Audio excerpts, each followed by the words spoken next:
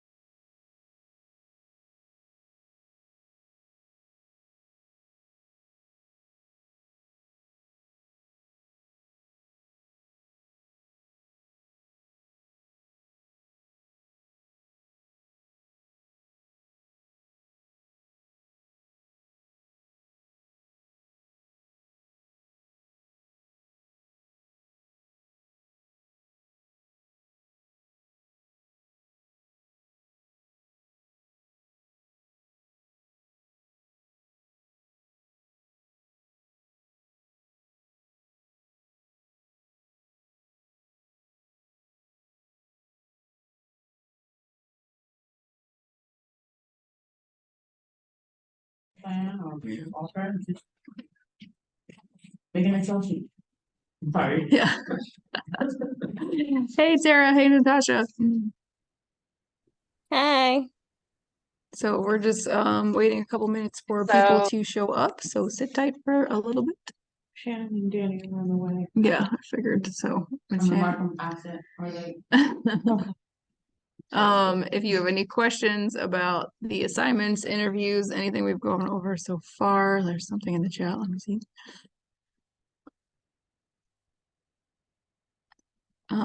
And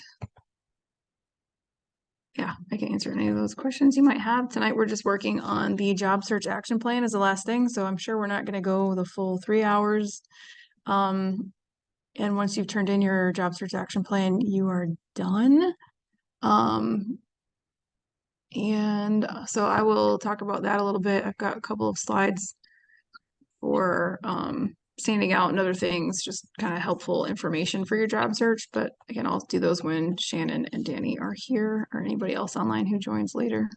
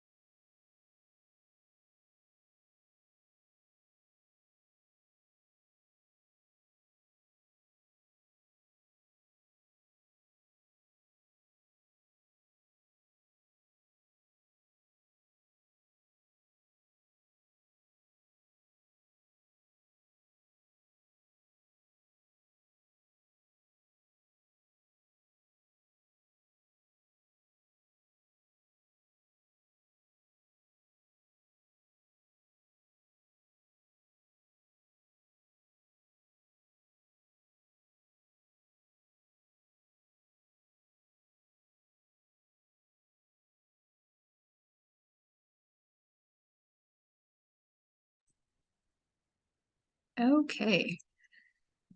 Let's we're really just gonna go through a couple things about standing out in your job search, and then we'll go through the stuff for the action plan, and then you can work on your action plans, and as soon as you turned in at least a solid draft for me, then we can be finished. So, and you can use the time to work on anything else you might not have finished.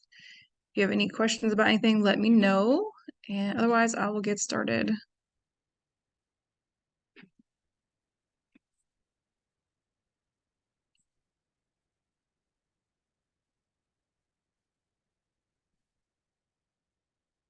So overall in the job search, we want to talk about whether you're doing an entrepreneurship route or looking for an actual job and career, how we've talked a little bit about standing out and ways to do that, but we'll talk about why it's so important. And I like to talk about branding yourself, as in the past, it was what your reputation, it's how people knew you, but in today's world, we call it branding. But for people, like your brand should reflect your values and what's important to you. So at its base, you've got like what you believe, which comes from like, the examples that you've seen in your life and experiences that you had, and then that turns into your values as you grow and have other work experiences. That turns into your why. Like when you interview and people ask you about yourself and how did you get here, you should talk about your why. Why is this important to you? Why this, I saw this as a chance to take the previous experience I had and learn something new. And like Allie's response in her interview last night was great about how, this is the future and she wants to be part of it. So that can be like your why. If being a part of something that's important, or just having enough money to feed your family, that is a huge why. And so there's always a lot, your story is a lot stronger when you know what that why is and you're telling it. So, and then that then becomes how you face the world. If your why is really strong, there's nothing that will stop you. So people who come through the boot camp and their why for finishing is stronger than others, they will have a determined attitude and all of that, which then in turn, that's your behaviors, whether you show up, you finish, you like complete things.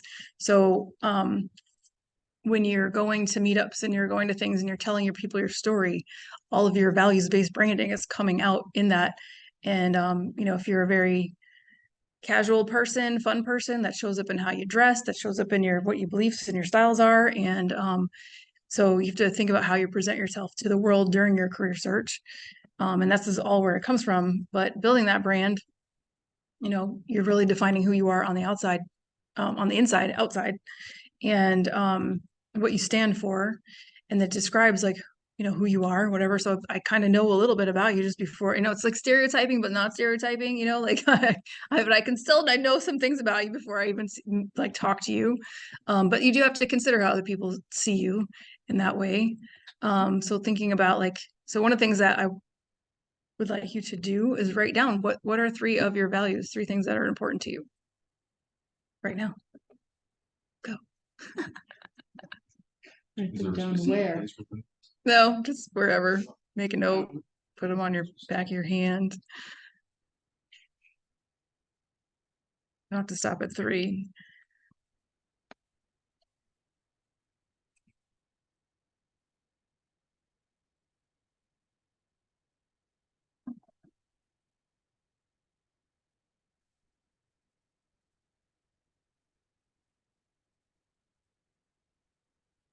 And part of this is walking the talk, right? If I say that reliability is a value that's important to me, but then I turn around and think about my own behaviors and I'm not reliable, that creates a conflict in your brand that people will then kind of mistrust you. Like you want to be presenting yourself in the way that reflects what your values are intentionally. But it can also help you think about what you're writing in your cover letters and how you start your conversations with people, or how you answer that question on your interview.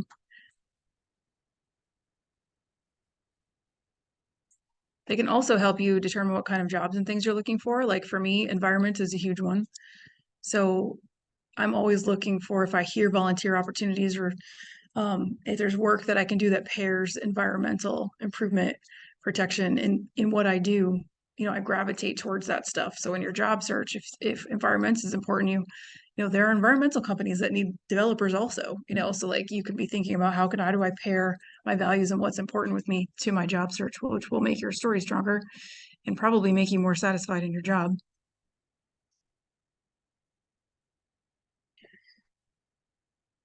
Anybody have trouble coming up with 3 things? What do you have for your first 2?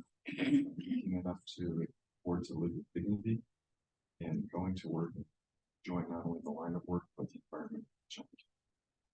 Nice.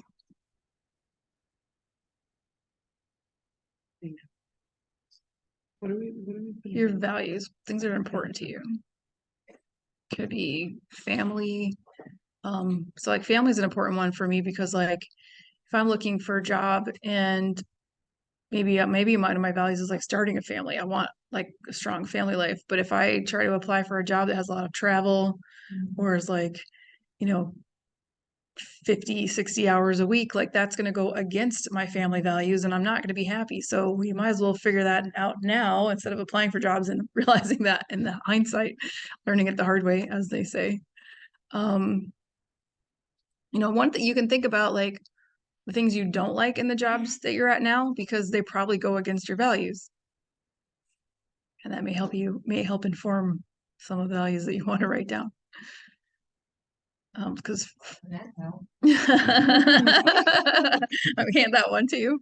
Like when I was working in my government job, like a value of mine is like entrepreneurship and self-motivation, and they don't value that at all. So I was miserable. And so looking forward at what I'm going to do, everything I choose, freedom is a huge value for me. So that's why I consult. That's why I work for myself, even though it is hard and the money doesn't always come, but I still do it because I know if I go back to work, I'm going to compromise my value of freedom and I am not going to be happy. So it is important. I think it's really underappreciated how much you should really take stock of your own values and make sure the decisions that you make are based around them. Last night in the interview, I talked about like having freedom and being able to travel, whether for myself or having like a remote job. And at the end, he's like, you might not want to talk about it that much because the way it sounds is like you just want to like work and then you literally just go and fuck off. Right. Like I don't know, but it's the same thing. Like I value freedom. So right. I don't want to be in an office 40 hours. Right. So when you're interviewing the company, you want to be asking about those things. Like, is it flexible? Do I get extra? How much time off do I get? Is, I know somebody who works for Constant Contact in a technical role and they have unlimited time off, like you're flexible or whatever, because they just assume that if they give it to people, they won't take advantage of it. And I guess that works for a lot of companies.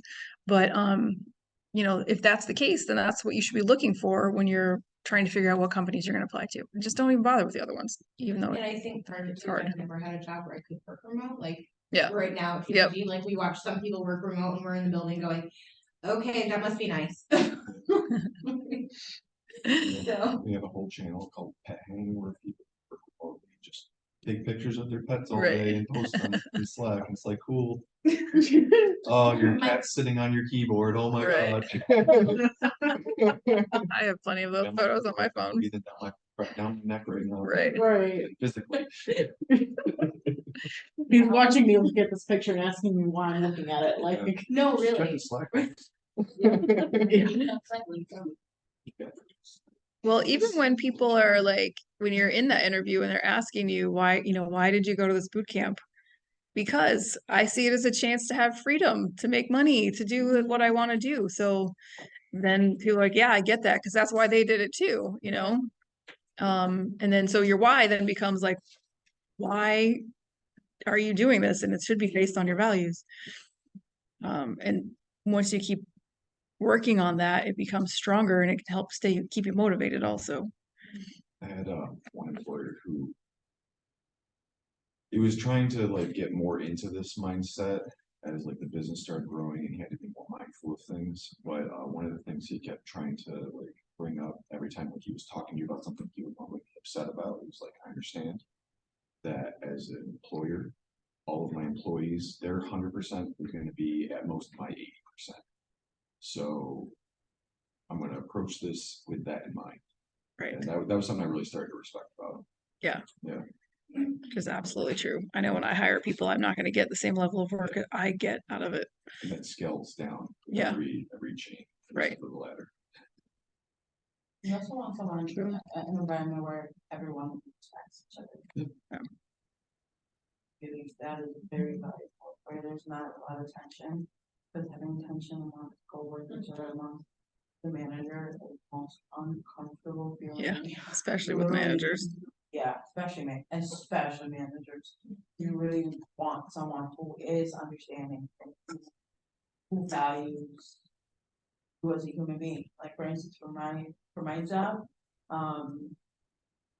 my boss, she would say, you know, even though we as a city can't give all a mental day, but just know that if you need a mental day, just let me know and I'll give you.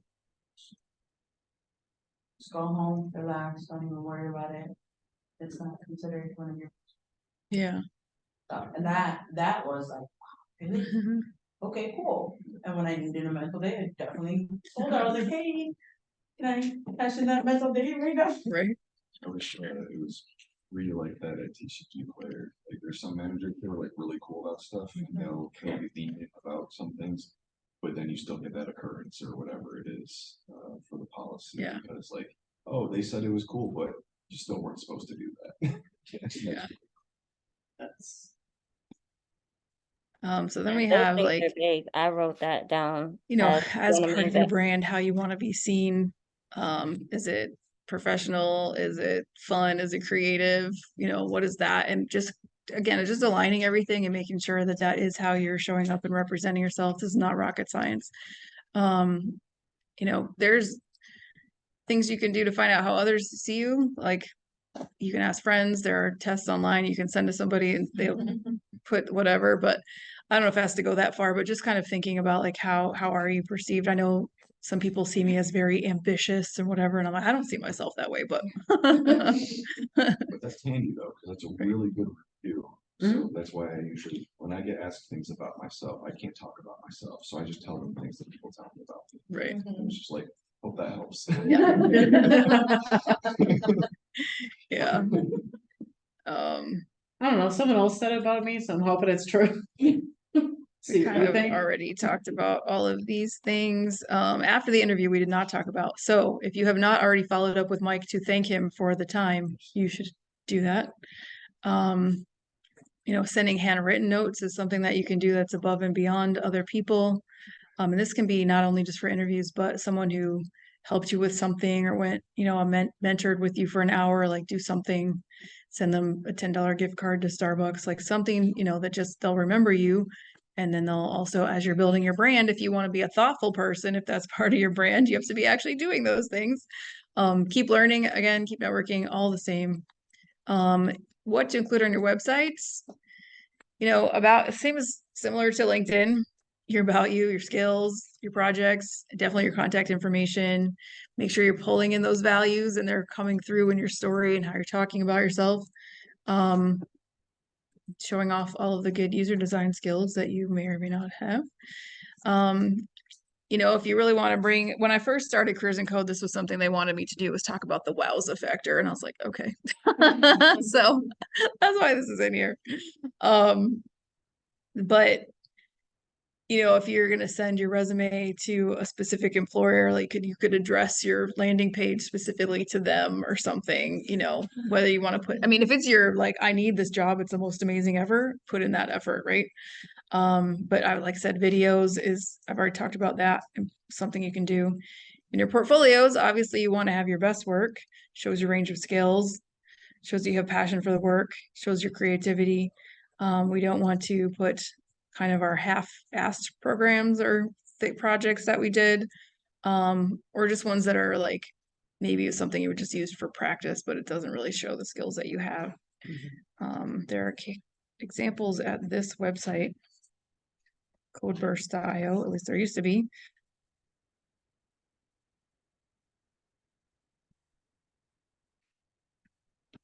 And then when you are telling your story, remember to talk about all of these things. I noticed in some of the interviews, you know, the tendency when someone says, tell me about yourself, starts when I started Careers in Code. Keep remembering that it doesn't start at Careers in Codes. It starts when your career started. It may start when you were a kid, you know, the first time you picked up a video game and you just, you know, you love gaming. Or, you know, you used to like build electronic things or take things apart and put them back together. Like it doesn't start then. Your why and your values started a long time ago. So those are stronger responses to go back and think about, how did I get here, and go all the way back to like, where did it start? So you don't have to have like 20-minute response, but it is a more powerful response to start. And chronological to me just makes sense because it's easier to remember than jumping around different ways. But you know, talk about your strengths, where you got them, and what have you overcome? Like, people want to avoid a lot of things, but sometimes saying like, I'm really good at this because I had to go through this hardship or whatever, you know, that's always impressive part of your story also. And then where do you want to go from here? So after Careers in Code, I'm like, this was amazing. I'm so glad I found it. Like, expressing gratitude is also another good thing to do. I'm super appreciative of what I've got out of Careers in Code, and now I'm here interviewing, and I'm really excited about, you know, what my first offer is going to be, or whatever, you know, like where I'm going to go and take these skills. Practice it. Again, don't memorize these things, just have an idea of the bullet points. You know, I'm going to talk about this story when I was a kid. I'm going to talk about this one as it goes along. I'm going to talk about how I've heard about Careers in Code, and then just go on with that. So any questions about that stuff, standing out? It's basic, but it also is, you know, little things that go a long way. When you're talking about the website, are you talking about like the one that you made portfolio and just to create other pages on that? Yeah, so on there, you know, you want to have something about you. So you've got your projects, but then you also have, how did I get here? Where do I want to go? Is probably the two, and what are your values, all that stuff. So incorporate all of that stuff into your about page. And then obviously your contact page is important, but you know, like putting on your contact, if you have a video on your contact page, like, hey, I can't wait to hear from you, like whatever, you know, those things can help you stand out also. And then I'm just going to dive into the last one. So this presentation is about after getting the offer, like, you know, how do you succeed on the job after you get it? Because I've seen some people get hired and then struggle to keep the jobs that they got for various reasons. So we will talk about negotiating, you know, your first day. First 90 days is critical. That's usually like the period where they're just going to drop you if they don't like how you're performing or whatever, if you're not a good fit. And then we'll talk about the job search action plan, and then you'll have time to work on those, and that's about it. So, you know, after you get the job, you still want to keep leveraging whatever strengths that you had brought with you. So if you are, and then thinking about, for me, it was important because I didn't in my own career have a plan for the future. I knew, I think, without sitting down thinking about it, that I wanted to be something more in leadership and something more like authoritative than where I was going to end up in government. But I never sat down and thought about that, which would have probably led to me leaving sooner, keeping my eye open sooner, networking more sooner, so that would be like more prepared for that. So you want to notice if your job you're in, you're not using those strengths that you thought you had, because maybe 4 or 5 years down the road, you're going to be like, dang it, I really liked project management and I haven't been doing it. And now like, I don't have that skill anymore. So, when you first start your job, it is really important to just be reliable. Like Mike referred to that last night during the interviews. Like, if you don't know the answer, you don't pretend you don't know, you talk about where you're going to go get it. Right. So nobody really wants to hire someone who's like, can you help me? Can you help me? Can you help me? I don't know where to find this. I can do this, you know, like, so if you are a resourceful person, you know where to find things, how to find things. And that doesn't mean I went, I looked, I tried to find it, I still can't do it. Then you ask, right? Because then when they say, well, did you Google it? You're like, yeah, I did. Did you do this? Yeah, I did. Like, I tried all the things. I still haven't figured it out. Now I need help, right? So you have to balance asking for help with being reliable on that end. the other biggest thing is fitting in with the new company and stuff while still maintaining who you are. And a lot of times that is tricky at the beginning, but you know, again, you have to just pay attention and be aware of what's happening. Is this an actual issue like Exona had where there's real bias happening, or is it just like maybe this is a group of nerds and I'm more outgoing than I thought, you know? Right. Sounds so familiar. You have to get really used to just people blowing right by it. Right. So you either have to figure out like, am I ever gonna fit in with them, or am I okay just being over here doing my own thing, whatever, you know? Giving and getting feedback is going to be huge for all of you because everything you're doing is going needs critique, needs someone to look at it. There, if it doesn't work, they know. It's not like you can hide it. So you have to be able to listen to the feedback, you know, in a good fashion, which is not being defensive. If someone says, you know, we don't like the way you did this, or it's not working the way we wanted to, not saying, well, I tried, or this is how you told me to do it. You just, okay, thank you. What can I do to make it better? You know what I mean? Getting defensive about feedback never helps. Being able to take constructive criticism is very important. Yeah, it's hard. Constructive, it's very important to turn it constructive. Like, okay, Yep. What else can you tell me so I can figure out what to do about it? Right. So it's very important to be able to do that. Right, and exactly. When you get defensive, you lose that ability because you're just like, you know, you're not thinking It's the forward. difference between listening to understand and listening to respond. Right. So, all that is important.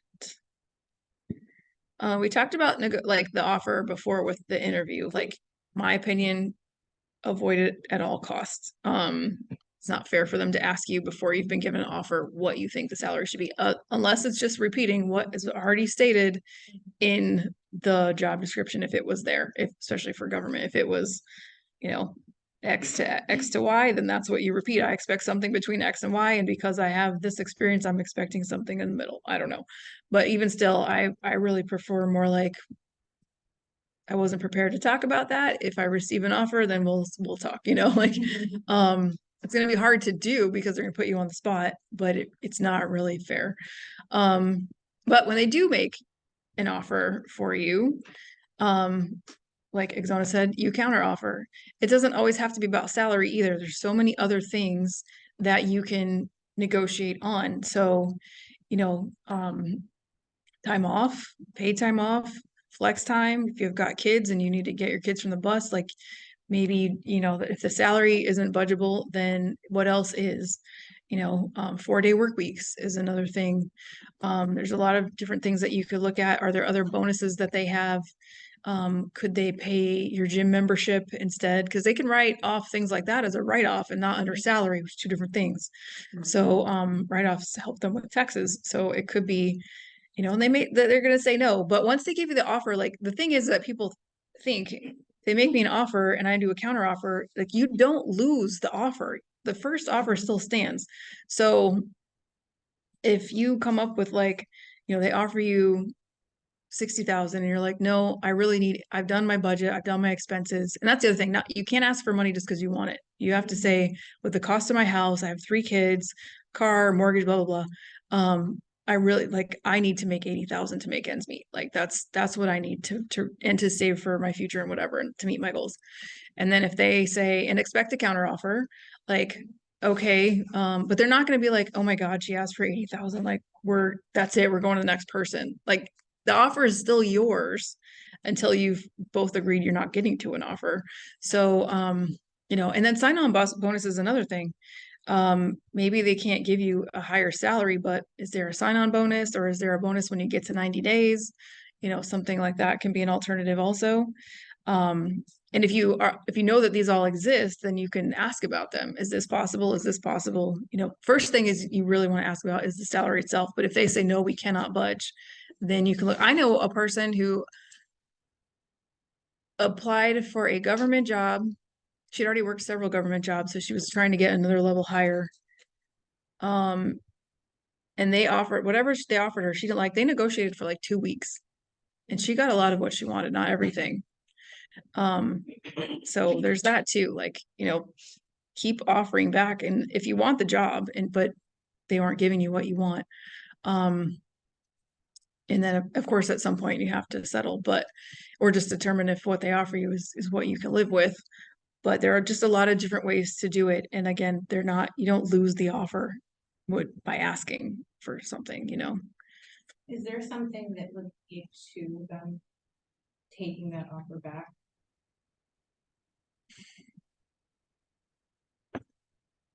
I can't think of anything except for maybe if it was like, I can't start for 2 months and they need someone next week, Okay.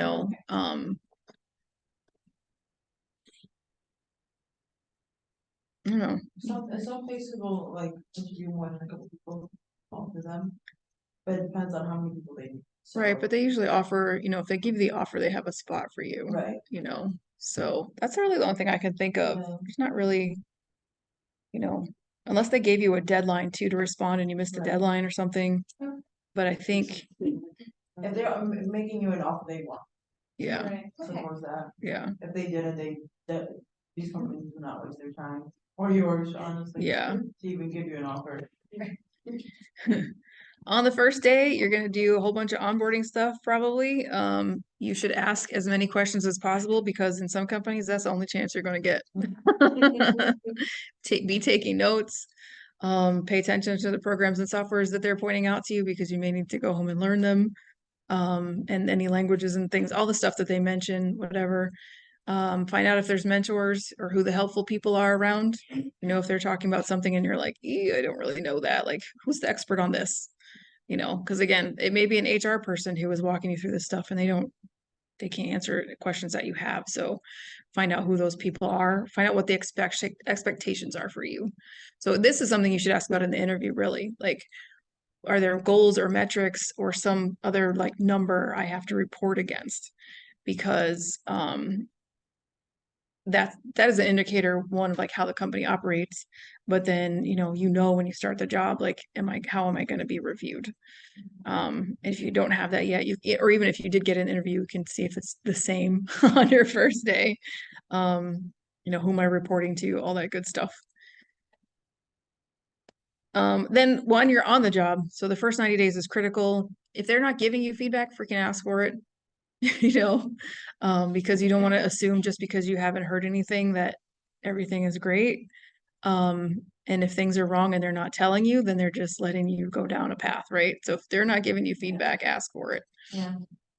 Doesn't have to be every day, but if you turn in a critical deadline or you turned in something for the first time, especially like the first time you hand over some code or a report or something, like, can you please tell me what's good about this and what's not, because they might just be like, yeah, whatever, thanks. A lot Go of ahead. companies too, tech companies will have like stand-ups. And then at that point, when you tell them, hey, this is what I'm working on, you can ask them, hey, is there anything in particular you want me to focus on or work on more? And just have that conversation. Or how about schedule a one-on-one meeting with Bob? Like, hey, how do you think I'm doing? Or hey, what do you want me to work on next? So that Yeah. And if your boss is not willing to have those conversations with you, then it's a red flag. And maybe in your first 90 days, you go, yeah, I'm out of here. Yeah, and continuing to learn as much as possible, both on the clock and at home. I think it's very valuable to try to get to know your coworkers. Of course, you have to feel out the environment if they're those kind of people, but making yourself valuable too is huge. Like anything you can volunteer for, none of the attitude of like, that's not in my job description does not fly in the first part of your career. If there's a problem that needs solving and no one else is doing it and you have the time in your job, do it. That's how I have gotten so far in my stuff. I do invoices now. Remember that I've done them in my past job, but Yeah. it's not part of my job description, it was part of the administrative assistant, but she was so overwhelmed and they asked to allocate it to somebody else, and I'm like, I'll do it. That's Yeah. fine. Done it in the past, I'll do it. It takes me half the time that it would take anybody else to do it, so. But my boss appreciated that a lot, and she kind of, after that, realized that I was a team player and treated me a little bit more different than the person that said they couldn't. Exactly. So, I've seen that a lot. Mhm. Is just like, that's not my job. And That's not gonna get you very Yeah, far. no. Now, there is a point where that starts to take advantage, but you know, you can worry about that later.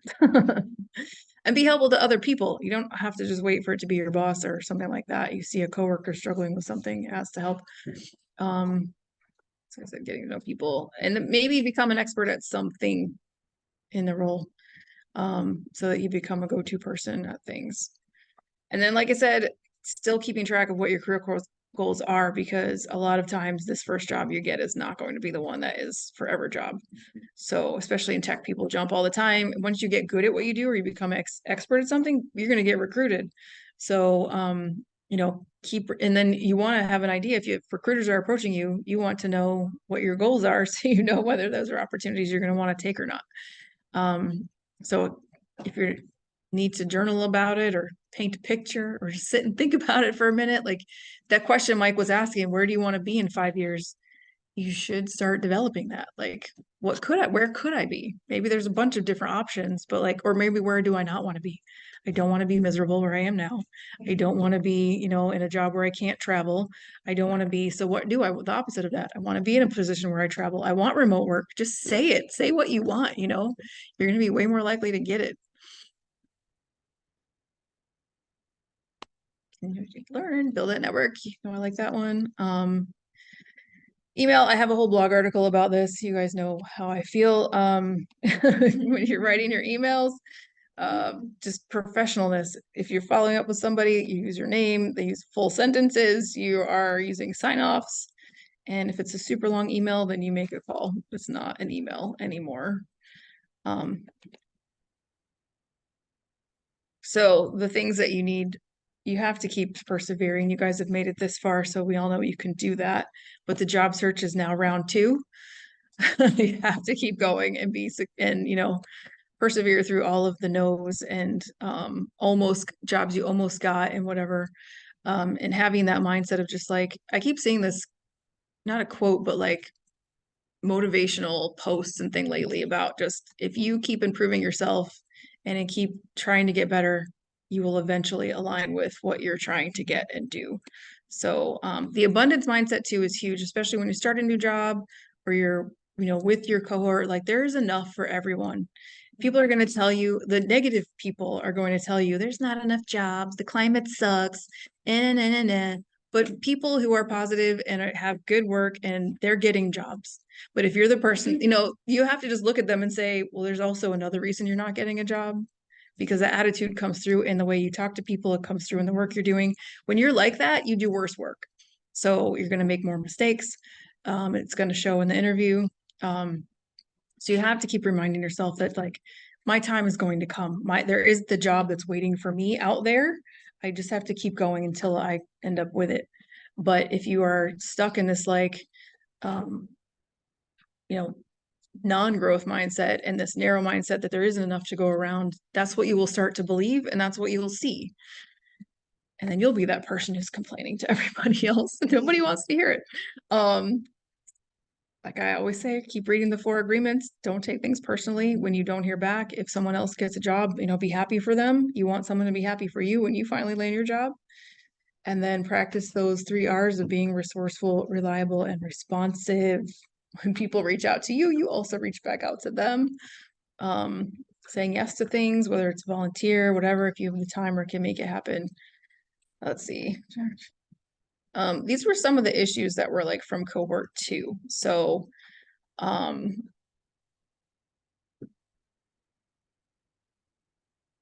you know, there are times when you get a new job and maybe you feel a little bit bullied or like you don't have the chance to speak up or say something.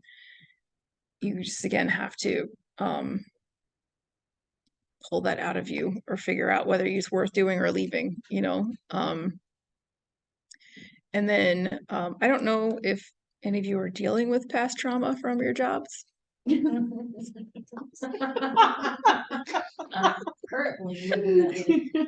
when I started at TCG, my supervisor is one of the best ones. And we were talking and she's like, you can tell me how you're feeling or whatever. And she sent me this TikTok about work trauma. Yeah. So yeah. Work trauma is real. PTSD is real. So you have to be sure that you're not bringing that into your new job or your job search. So there's plenty of people who come into a job just as angry as jaded as they were when they left the other one, but you have to like reset, start over, new opportunities. So that's basically the slides for today. Like just, things to think about as you move from here into your next role. Any questions about anything? Concerns, comments?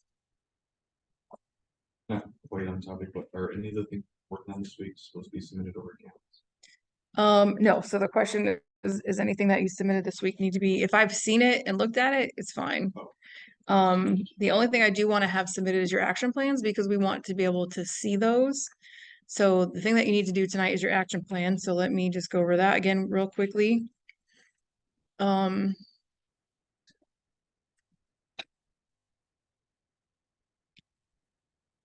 So this is action plan is in the job search resources, and I'll share the link again.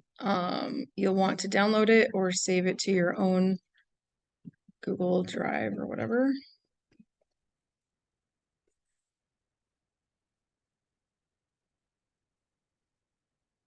And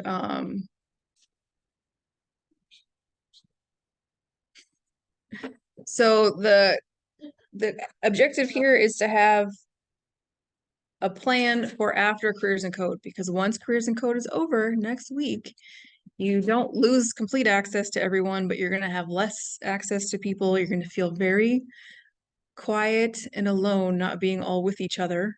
So hopefully you guys have each other's contact information, a group in Slack. I know some of the past cohorts are still like getting together and stuff every now and then and everything, but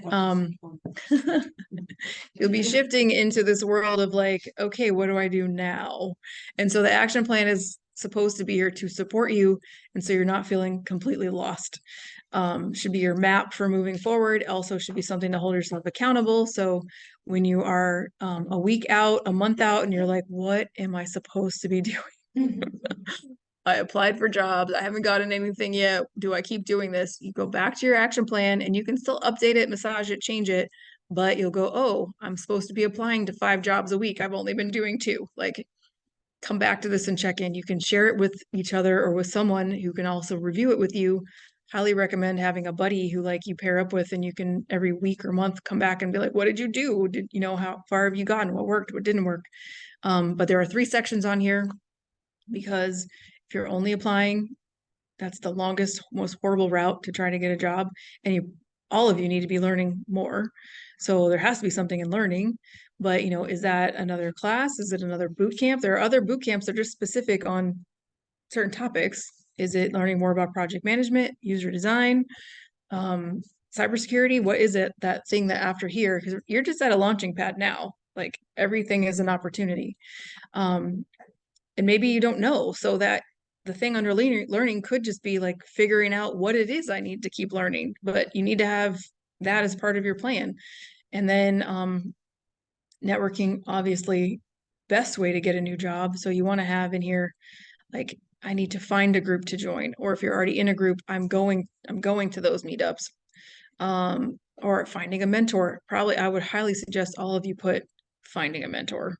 And that could be asking one of the previous TAs, asking a guest speaker that you had, going on LinkedIn and looking for somebody in the community that's doing work that you think you would like to do. And just reaching out and saying, hey, you don't have to say, I want you to be my mentor. But you can just say, I'd like to learn from you, or have one meeting, and one meeting might lead into a second or third meeting.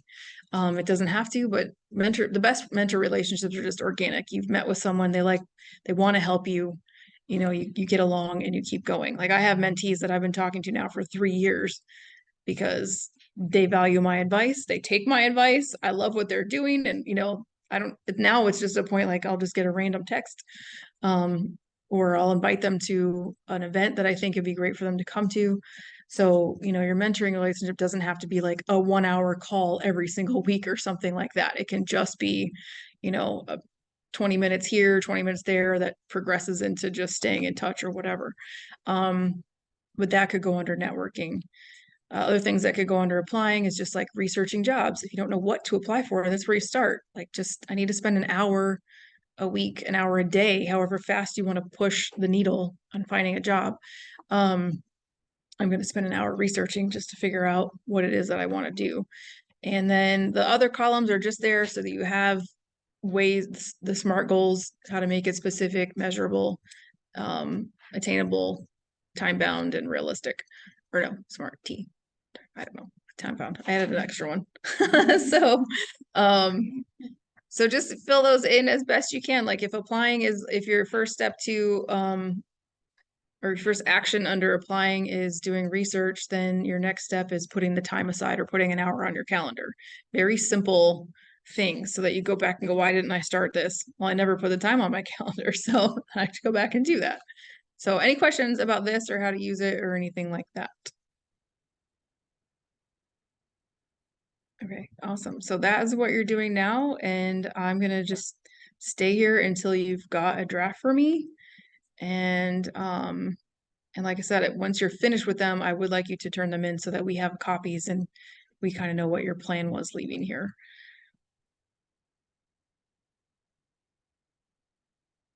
But since some of you may just send me your thing and drop off, oh, thank you all for participating this week. Hey, Shay, I didn't see you there till now.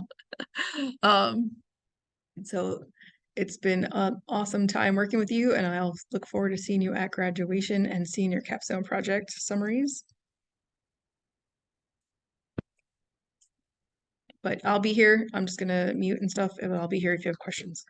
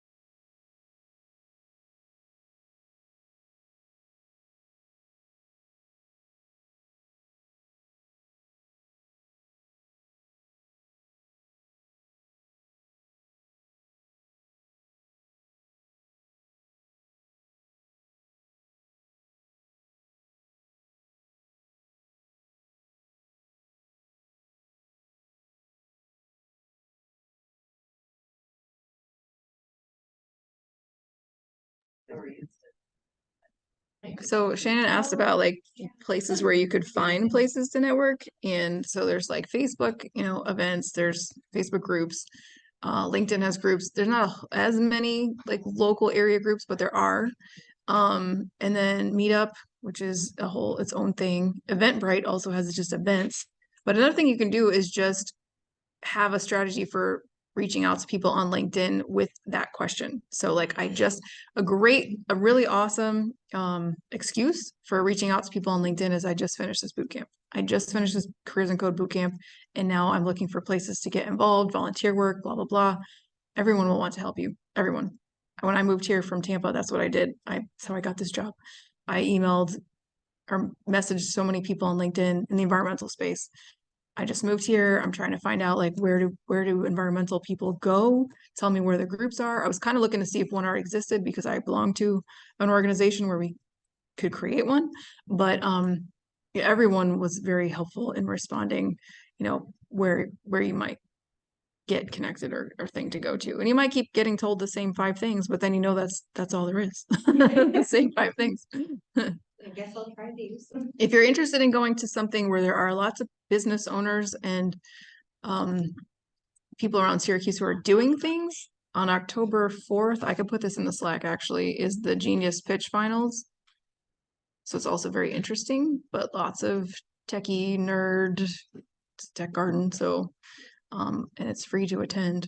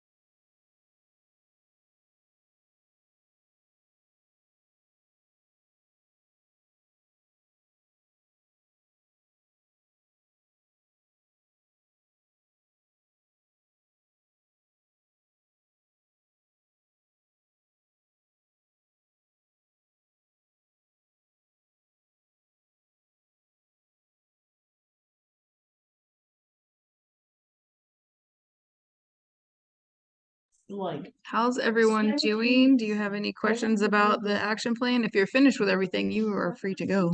are in fact So the far, so handiwork of Satan himself. And none of us were allowed to have trapper keepers for classes. Rain, did We you were have something? explicitly told not to have. Interesting. Yeah. oh, I just was saying, so far, so good. Do we know when the next open?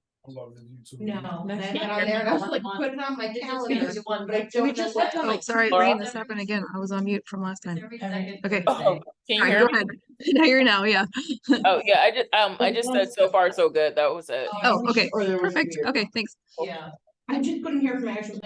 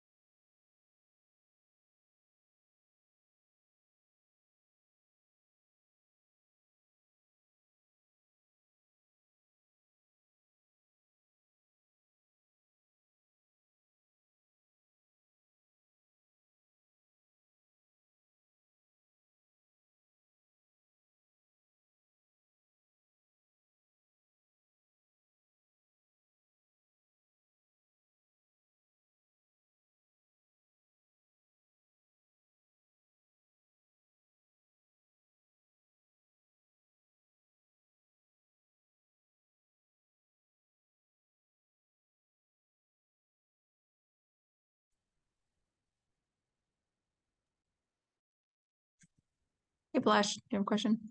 Yeah, I finished it, I think. Do I need to submit it or do you want to review it? Yeah, can you just email it to me? I'll put my email in the Canvas doesn't handle spreadsheets very well, so. Okay. Thanks.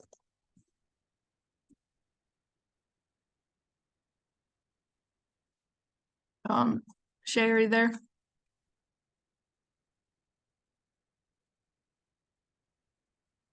So the action plans are meant to like support you after boot camp is over in your career search, because you're basically going to be just left to your own devices to continue on your search. So it's just to keep you accountable to the actions that you set for yourself for your career search. And then the 3 sections are there so that you're not like focusing just on applying and forgetting to stay learning new things. And then networking is the best way to get hired. So it is there to make sure that you're focused on how are you going to keep meeting new people, going to meetups. So you basically just start with like, what are you going to do for applying? Do you want to apply to 5 applications per week, or do you want to spend 2 hours researching the companies that are hiring? Everyone's going to be different because some people are looking for different types of roles, or maybe not looking right this minute, but they want to finish learning first. So however it needs to work for you, and then those columns are there to help ensure that you write out real strong goals with actionable steps. Yeah, is there a form do I fill out or do I just write this stuff down? No, there's if you scroll up in the chat, or maybe you weren't here, I'll put it back in again. In the student resources, there's a spreadsheet. And so you can just download that and save a copy for yourself. Yeah, because that's the only reason why I didn't complete the assignment the first time is because there wasn't any forms for me to select in the assignment in I think Canvas. So that was the only one I left blank. I wasn't sure how to go about starting or completing. Okay, sure. Here is the link. So once you take a look at it, just let me know if you have any questions. I use it later.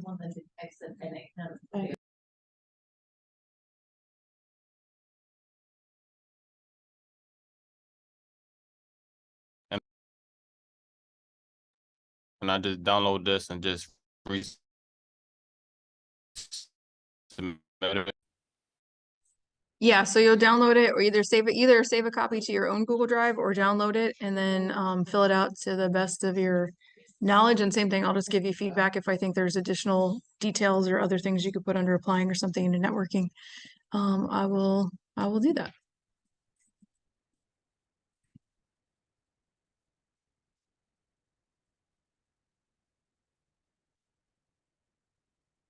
Okay, no worries.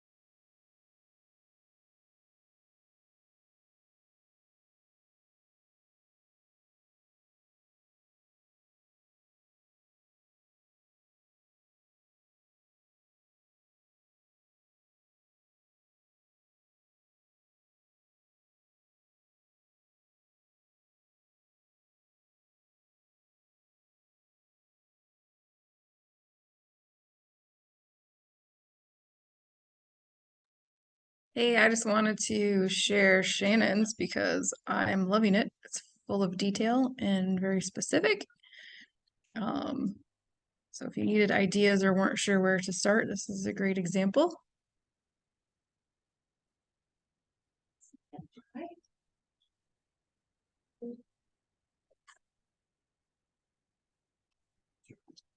I'm like, well done me, cause like, I struggled with everything else.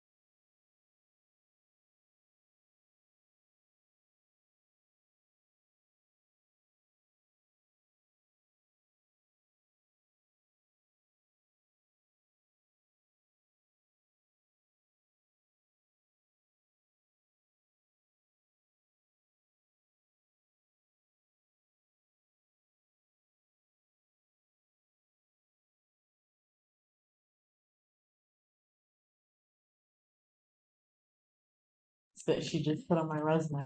Okay, anybody have any questions, comments? The only thing I need before you graduate is the action plan, but happy to review everything else. You don't have to finish everything tonight. We're gonna wrap it up here on this end. So Rain or Ally, do you have any flash, anything? If you, the check, it makes the changes. The X, it leaves it. So by emailing you, do I consider it submitted? Yeah. If you clicked on the Awesome. I look check, forward to it's seeing you gonna guys tell next week. for you to look what it's commenting on usually. I'm excited. Have a good night.